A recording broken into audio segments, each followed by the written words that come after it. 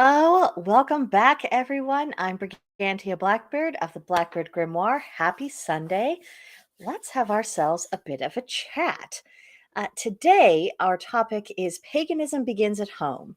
Now, this is an idea that I have been touched on again and again, and I've been making the case for some little while about why American pagans and American witches, we really need to take our spirituality to the next level by making sure that it is taking root in this soil and that we are focused upon the energies around us instead of things and places that are an ocean away from us.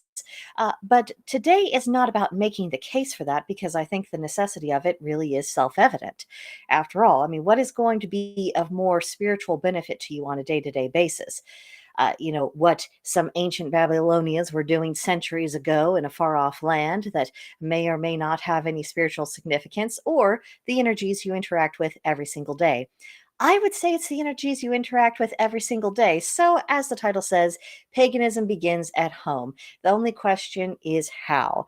And so, today I want to talk about methodology, process, a template that will hopefully help you organize your own studies or will at least give you an idea of how you might want to try to organize them in the future.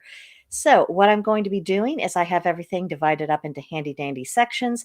I'll go through a section, and at the end of it, if anyone has anything to say or to ask, I'll look back at the live chat then and I will deal with any questions or comments at that time. So, let us do the thing.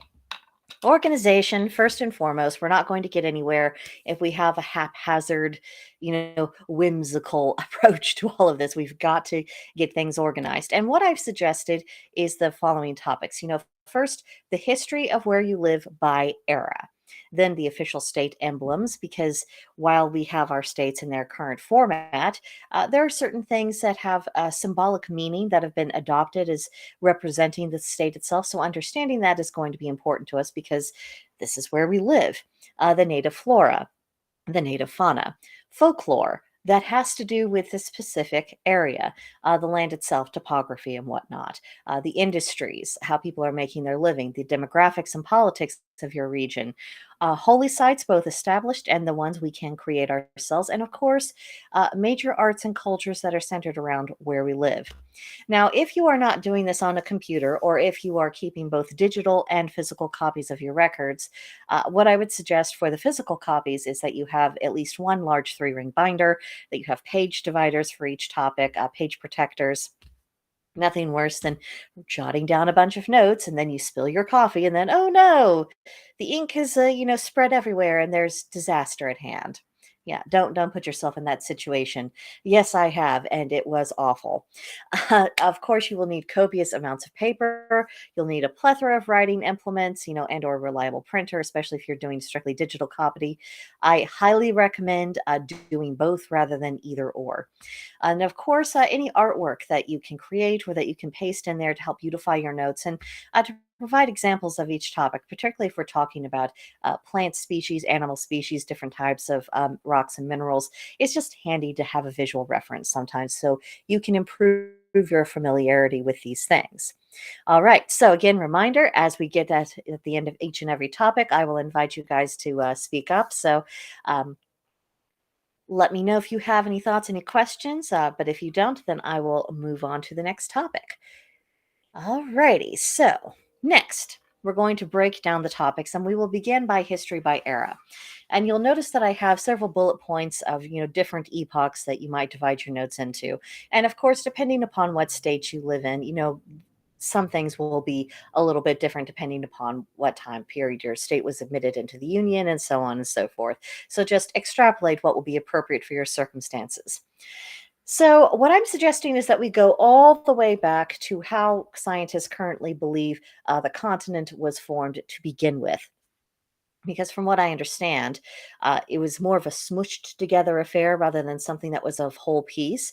And I think that's worthy of making note of, even if we can't entirely be sure the significance of that on the more spiritual and magical levels. But still being aware of that, what that process is, that's good to have in the back of our minds. Then early human habitation, the earliest records that archaeologists have yet found. Now, I realize when we think of archaeology, it's not uncommon for us to think of Egypt or Mesopotamia or ancient Greece and Rome. However, archaeology is conducted all over the world, including in America. And it's good to have an idea of just how long people really have been habitating here. In my home state of Missouri, it's actually thought that there might be a pre-Clovis site. Now, the Clovis people are supposedly, the earliest humans that were living on this continent, but there's they have found some things that indicate that it's possible there was a civilization before that, because they're finding tools and things that have the markings that have been, modified and changed by humans for their own purposes, going back perhaps as early as 14,000 years ago. So, again, the further back you go in history, the more question marks you're going to have, but just be aware of what the current thinking is. Then from there, of course, the native tribes that were here in the pre Columbian period, who they were, how often the land changed hands. You don't have to have super detailed notes about this, I don't think, but just to have the broad brushstrokes of knowing what was going on and why, that's very helpful. And then, of course, the colonial period. When did Europeans first arrive where you happen to live? See, then you have entry into the Union, the Civil War era, post Civil War, the earliest 20th century to the end of World War One, post World War One, then World War Two, Cold War era, latter 20th century, and of course, 21st century to today. And then, and amongst all of this, don't forget to incorporate your own family's arrival to these shores, and of course, to the state where you are currently residing. That's very important for your own family saga and for understanding how you fit in with these grander scheme of things, all of these large events that have culminated into you being where you are. The more you understand that, the better off you will be. So let me take a break to look at the chat. Everyone's quiet so far. If you want to, don't be shy about speaking up. I'd be very happy to hear from anybody. So, next. The next topic to break down are the official state emblems. What are the emblems? What do they mean? They tend to vary between each state. When did they come into being? Why did they come into being? And then, of course, your connection to these things or lack thereof. Understanding these symbols, that does provide a lot of insight to the culture of your state, where people are just mentally and psychologically and even spiritually around you. And that will help inform your practice. These things are emblematic of where you are in the land itself. So I think they do have significance. Alrighty. Everybody's quiet. Next, we have your native flora. So I would break this down into categories of trees and shrubs, grassage, other foliage, perhaps even vines, flowers, mushrooms, things of that nature. And what we would want to do is essentially follow the pattern that we've already have set out down for us in a lot of our correspondence books. What these things are, their scientific genuses, their medicinal properties, whether or not they're toxins, if they can be used for culinary purposes, and then if there isn't any established lore regarding the magical properties of these different forms of plants, that would be an opportunity for us to study, to discover, to experiment, and find out what their magical properties are for. And of course, make copious notes about that. None of this will help us get better in tune with the land if we don't understand both their mundane and their magical processes about how they fit in to our larger environment. If we don't understand that, and then all we're doing is just a fifth grade science project, and we're making a list and trying to memorize it to pass some test. But that's not our purpose here. We're not trying to impress anyone. We're not trying to pass a test. We just need to know what resources, what magical wells do we have around us. That will also be helpful in understanding different mythological beings whose energy might be dwelling amongst us. Alrighty, so I see we've got a couple more people watching. Welcome, welcome. Don't be bashful. I'm going to be looking for comments after each section. So if you have anything to say or questions or anything to add to all of this, please don't be bashful. Now, for the native fauna, the natural categories for these would be mammals, avians, birds, reptiles, amphibians, fish, insects, arachnids, and vertebrates, even dinosaur findings if those happen to be found in your state. My state has precisely one site so far that has any remains from any of the dinosaur eras. So I will be having a section of that in my grimoire just to better understand that, because these things became part of the soil. Those ancient creatures, they when they died off, they became part of the makeup of the land itself. So those energies are still present within the land, even if it's in a more passive way. And being aware of that and just what scientists have been able to extrapolate about them so far, it's just helpful to know because, again, it helps compose the spirit of the land itself. Now, as far as the animals that are natively around you, these are animals that you might be seeing every single day. You are constantly interacting with their energies, and this is something important to keep in mind. When you're doing circle calls, or if you are looking for particular totems that might have significance to you where you are. I mean, it doesn't make any sense to fall in love with these animals that are on another continent. As much as I love lions, I am a Leo. They are magnificent and majestic, but they are also not here. But it is here. Mountain lions. Even if you are not finding an exact same species of a species that you really feel connected with, you might find something similar. And it would probably be better to focus your energies working with the animal that is more native to this soil. And again, if there is no magical or spiritual lore about any of the species that you are investigating, just study that as best as you can until you can try and discover its properties. Now, we are talking about animals, many of them wild, some of them venomous. Exercise appropriate caution. Do not do something stupid and then come crying to me. I specifically told you to act cautiously with common sense. So if you don't, I wash my hands of you. All right. Everyone's still quiet. Let us move on to the next topic, which is folklore. Now, legendary heroes. There's always going to be notable people who really left their stamp and their mark upon a particular area, and they might have some pretty interesting stories to go along with it. So definitely make note of that. Something of their spirit may remain. And of course, just the idea that they represented or came to represent, that can be an energy well that we can actually draw upon. I mean, thought forms, of course, I do not regard thought forms as deities in any sense of the word, but I do view them as very handy dandy magical batteries. And the more specific you are about using them and the closer they are to you, the more success you tend to have because it's just easier to tap into that. Now, of course, myths and tall tales, these could be myths that come even from the Native American era because a lot of their own folklore, well, I mean, it has to do with the land that their people were interacting with for many thousands of years. So I'm not going to be the person to say, let's just ignore all of that experience. I'm going to say, no, let's hear the stories. It might provide us insight. And it's not necessarily going to determine our own relationship with the land or our relationship with the various entities that we might come across, but it can help inform us. And there are certain things that we might know going into it to exercise an additional degree of caution. And then, of course, tall tales. Every area has its tall tales. That's evolved into urban legends in the modern day. Know what ones are very specific to your area that just kind of have a grip on people psychologically, because again, that's another magical well. Land spirits. Depending on what kind of environment you're in, you're going to have different kinds of land spirits. But I mean, they are going to be there regardless. So there's no sense ignoring them. There's a lot of benefits to be had from forming relationship with them, making offerings to them. Just try to gain some awareness of who's around. And then hauntings. There's all kinds of stories about hauntings. Some of them, fraud, some of them very fanciful, some of them had, very boring, very mundane explanations for why people thought there was something creepy going on, but it wasn't really. And then there is the genuine article. And those are the fun ones. We should know what areas really have a little extra dose of that oogie boogie energy. And, of course, we can, with caution, investigate them if we so choose. Local cryptids. It seems like there's a lot of legends about things like Bigfoot and other kinds of cryptids all over the United States. So see if there's anything like that going on in your state. These ideas, apart from, the people who are just trying to seek attention for themselves and say, oh, I saw something cool, and therefore you should pay attention to me.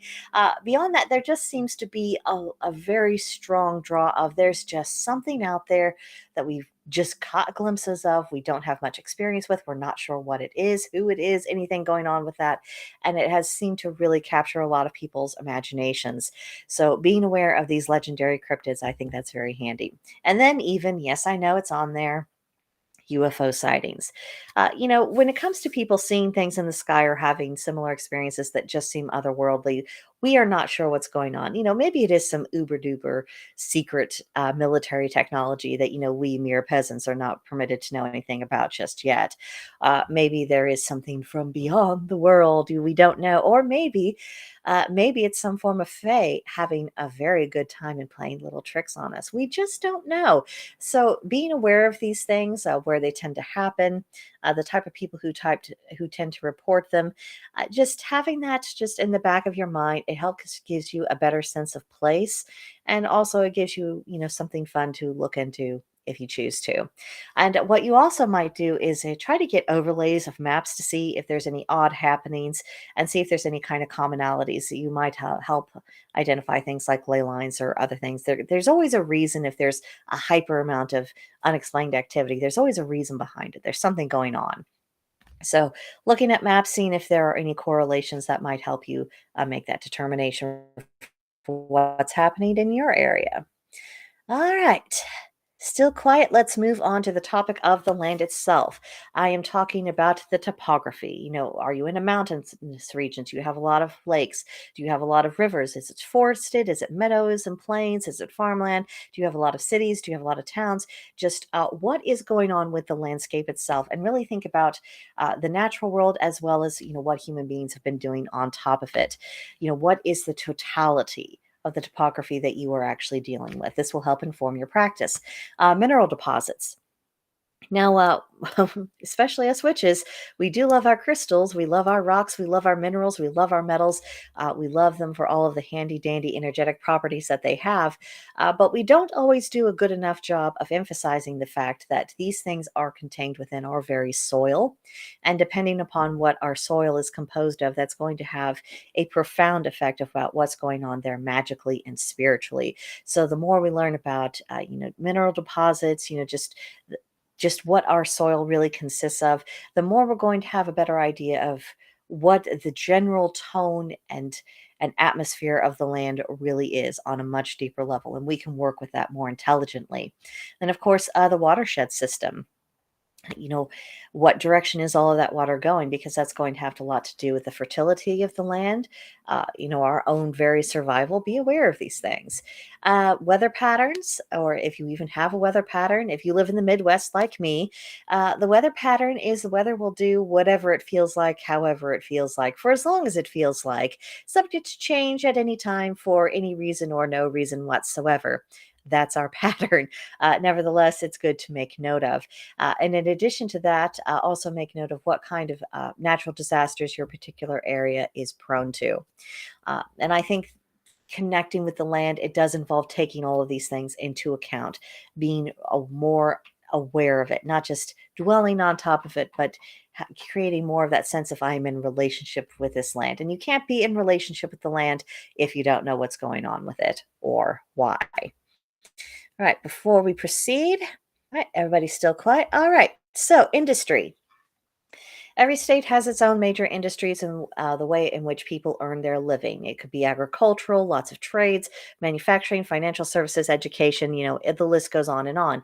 Find out what is common in the state in which you live. You might find some things on the list that actually surprise you. Now, if any of you have, government as an industry on your list, I would just like to say you need to find whoever made that list and give them a few whacks. Because in order to be an industry, something has to be produced, a good or a service. And the only thing that governments produce is a general sense of irritation, hostility, and madness. Call me crazy, but I don't think it's worthy of that name. So if the government is qualifying as an industry, you've probably got problems that you might want to join efforts to help deal with and put it back in its proper place. But the reason why I also encourage you to know about the industries, the major industries where you live, it isn't just to bring you into a better acquaintance of people and why their lifestyles are the way that they are, but also to think about what deities are going to most likely have prominence where you live. Oftentimes in ancient times, we saw that, how people earned their living, well, that had a completely direct relationship to which deities were of the greatest of importance. If you were on the seaside, you would have a lot of seafaring gods that, of course, were at the top of people's minds. Whereas if you were in farming, there was a different set of gods who really took on that top role. And that makes complete sense. You're going to have a closer relationship with deities that your everyday life intersects with. So being aware of what's going on, how people are earning their living, that can also help you not just realize what gods are going to be more present where you live, but also what gods are affecting the people who are around you, and that could be helpful just to know. All right, are we all still quiet in the chat? All righty. Next section is the demographics and politics. Knowing the ethnic makeup of your state, we know that a lot of essentially all of paganism, it's based on family relationships, and the gods are, in one form or another, progenitors of different tribes of people. So when those different tribes of people settled here, their link with the gods, it didn't disappear, despite Christianity's best efforts. So there's still that connection, and as people wake up to pagan spirituality, those connections are going to be restored and brought into good order. So that's also going to affect which deities have greatest prominence and whose might have a larger sway. Of course, a population by age. This gives you an idea of what challenges and what advantages your state might have in the coming years. The common education level of people. This isn't as significant because there's a lot of problems with our education system. It's not really education, it's indoctrination, and that's hasn't been beneficial for anyone. But I suppose knowing what's going on with that, it gives you a better idea of which direction people might have been programmed to lean towards. That's good to know. Most common professions, it's very, just drawing upon what we had to say about industry, and then religious affiliation. Now, you're going to see probably a lot of different branches of Christianity as being the major components, but see who else is in play. And then, of course, also look out to see, what other pagan groups. There might be more than you think that are, a bit more local than you thought. They might not necessarily be the best fit for you to practice with, but it's good to know that they are there. That's a sign of growth. That's a sign that paganism is continuing to resurge. And then, of course, political affiliation. That's going to have a profound impact. What laws are passed, what laws are enforced, because there's all kinds of laws on the book that don't really mean much because they don't get enforced. But if you know who you are dealing with politically, that's going to give you a much better idea of what laws will be enforced and who they'll be enforced against. The more you understand that, the more you'll be able to successfully navigate and also to successfully create change where change is required. And of course, above all, be sure to cultivate relationships with the like-minded. That's going to be very important in the coming years, I dare say. Alrighty, so next section. Holy sites. I think it is important to make note of any known tribal sacred sites. We don't know how long people came there to offer reverence or worship or to perform certain ritual functions. But nevertheless, if we know where they are, we can treat them with respect. We're not trying to take on Native American religion here, but we can certainly acknowledge that people were here before. They had places that were very important to them. And so approaching such places with reverence and respect, that's just something graceful we can do. And then there's the business of establishing pagan sacred sites. This is another reason why you should get a lot more acquainted with your local area, because you might find little pockets of places that just have the vibes. and and you just know that it's going to be a good place for you to do ritual. There's one not too far along from me. I've mentioned it in other videos before. It's called Cave Hollow. It's really pretty rock formations, forested area. It's just this little pocket within the city limits, if you can believe that. But it just feels so disconnected from the hustle and bustle of the town. It feels very quiet. And there are some carvings and traces on some of the rock formations that do indicate that there has been pagan activity there. So knowing if these places exist, going to them, making use of them, I think that's a way of, bringing them more into making them a hub, a place where people can go, a place where our own kind just feels comfortable and we can, meditate or perform our rituals, as what conditions allow for. It's an important first step, and I think we should continue taking it.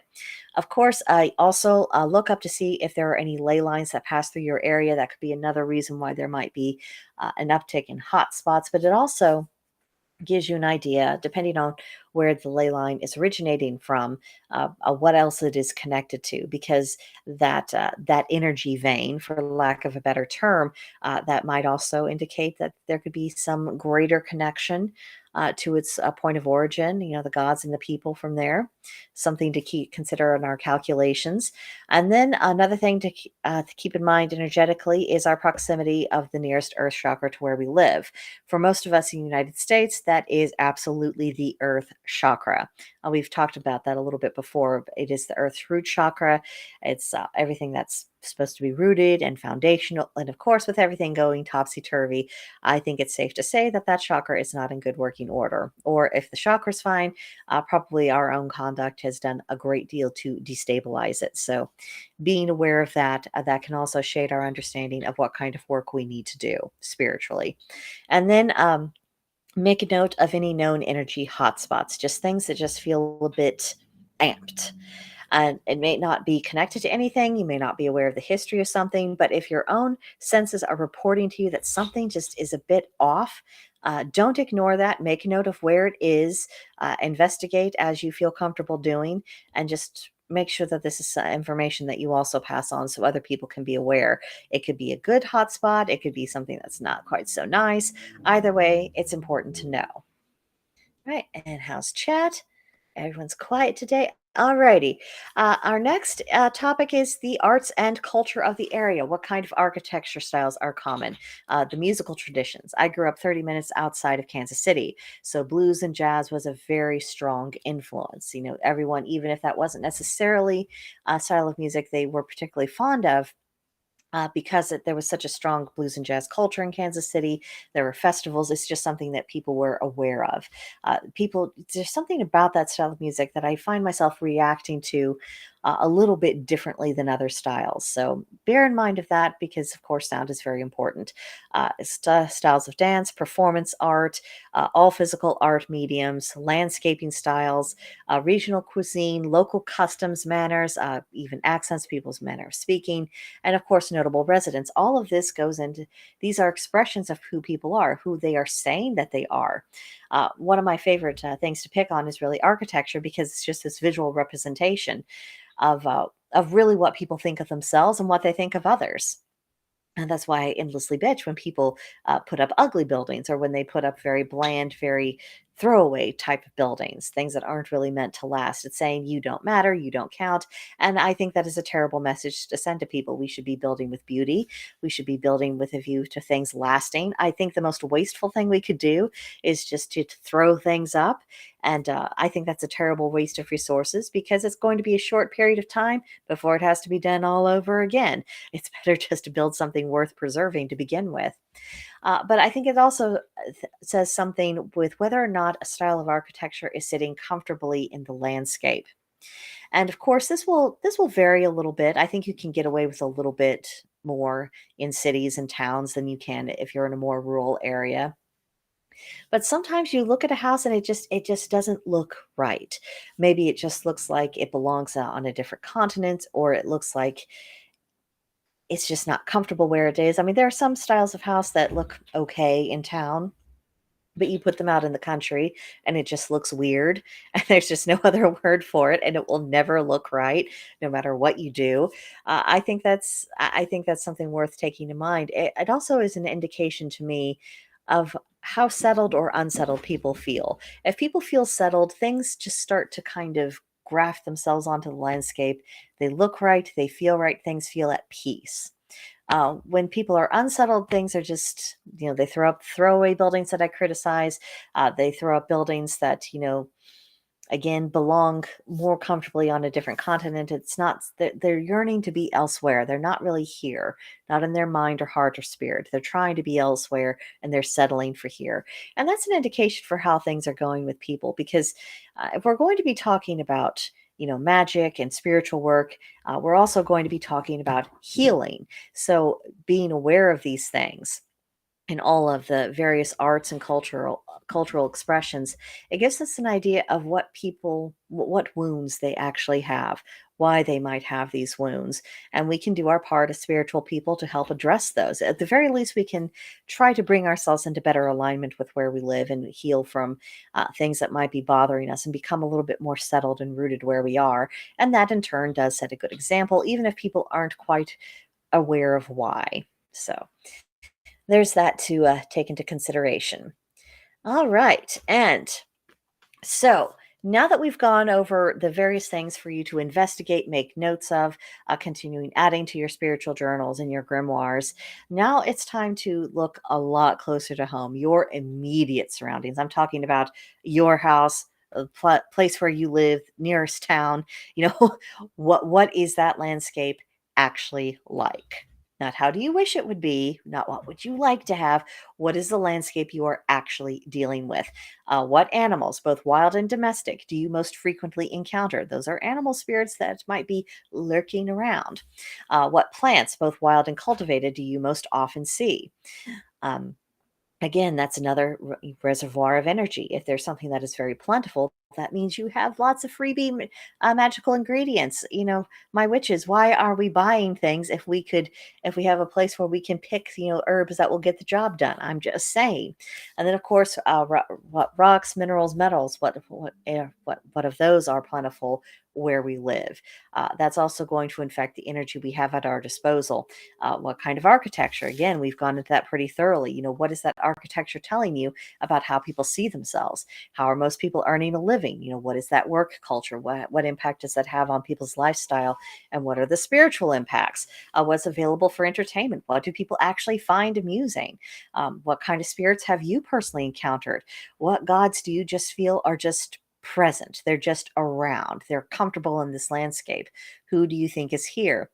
Do you have ancestors buried nearby? And if so, are you making sure that you honor those burial sites and that you maintain those ancestral connections? Do you have spiritually active hotspots that are nearby to you? What are they like? What's the history there? Then, of course, do you feel that you belong or do you feel alienated from it? And if you feel like you belong, that is absolutely fantastic. Please, whatever you are doing, continue down on that road. But if you feel alienated, is this something that is fixable? And that the answer to that question could absolutely go either way. But it's important to know if you are alienated, can you bring yourself into alignment? Is this something that you can graft yourself onto, or is it not? Because if it really isn't, well, you might want to think about your long-term plans. All right, check on chat. Chat is quiet. All right, next. So, adapting your practice. Again, as in the beginning of this live stream, I want to emphasize you are conducting your spiritual practice in this time period, on this land, speaking your language.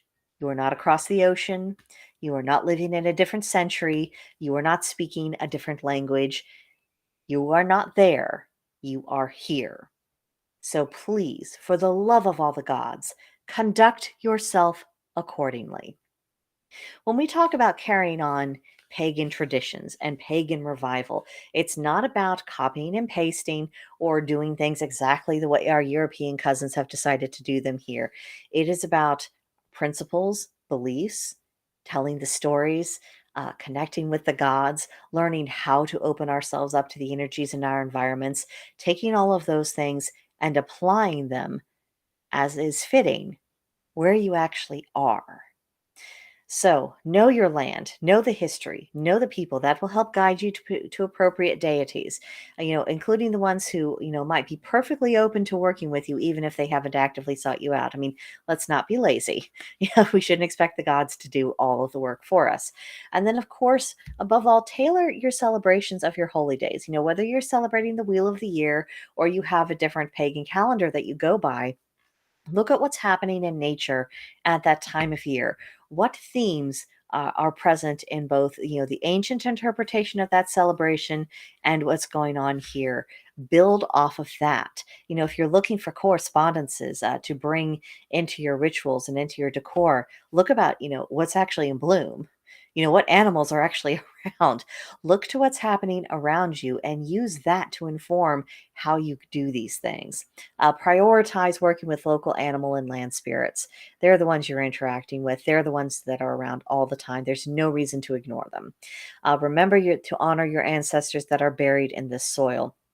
And then I think one thing that we would all benefit from is going outside, finding a spot where we can safely do this, and meditating, and to continue doing that until we can start to hear, sense, perceive in some way the song of the land, because every land does have its own song. It has its own feel, it has its own personality.